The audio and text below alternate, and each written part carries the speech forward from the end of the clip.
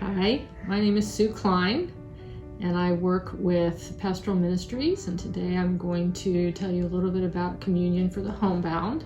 So at the parish, we take communion to people who are not able to get to Mass.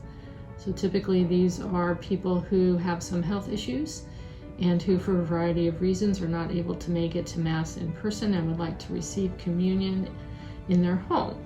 So this can be anything from a long-term commitment for the person who has some chronic illness, or a shorter-term commitment for someone who might be recovering from some surgery and who just needs communion for a couple of weeks. So we take people who are interested in doing that. We will provide some training for you so that you know what the procedures are. You are required to have safe environment training in order to participate in this ministry. So if you have done that for another ministry, you just need to keep it current. And if you have not yet had safe environment training, we're happy to help you get started with that so that you'll be available to bring communion to the homebound. We take the initial information at the parish, and then we'll contact you individually to see if you're available to take communion to somebody.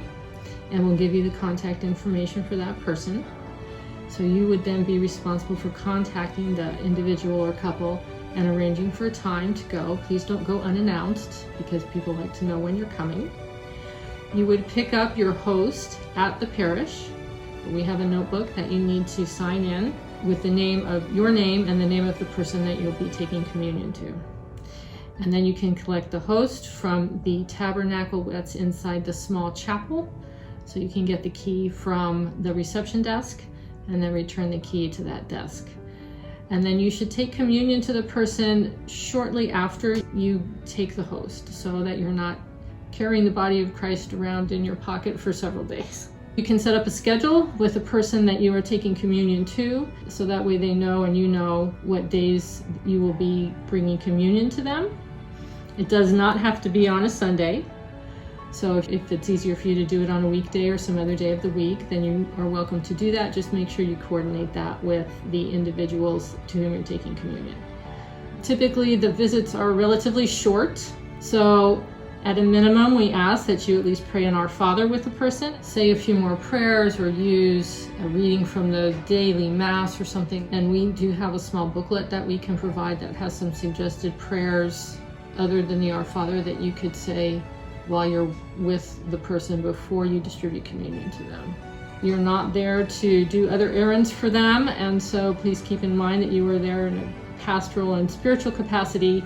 If they have other needs, then you can relay those back to either me or someone at the parish, and we can see if we can connect those people with other services, but you are not there to provide that kind of service to them.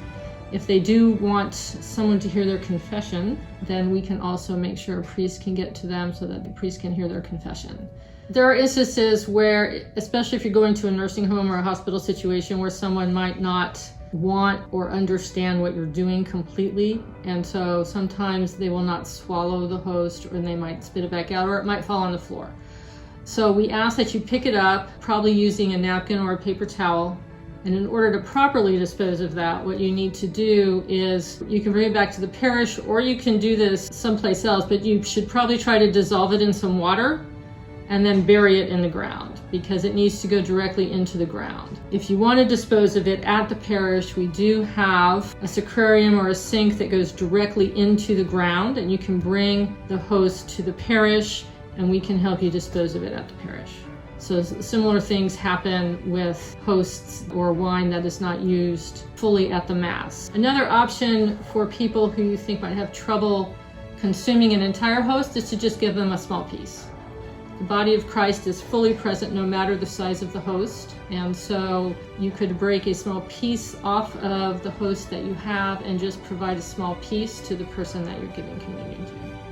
When you go out to give communion to people in their home, you're representing St. Francis Xavier.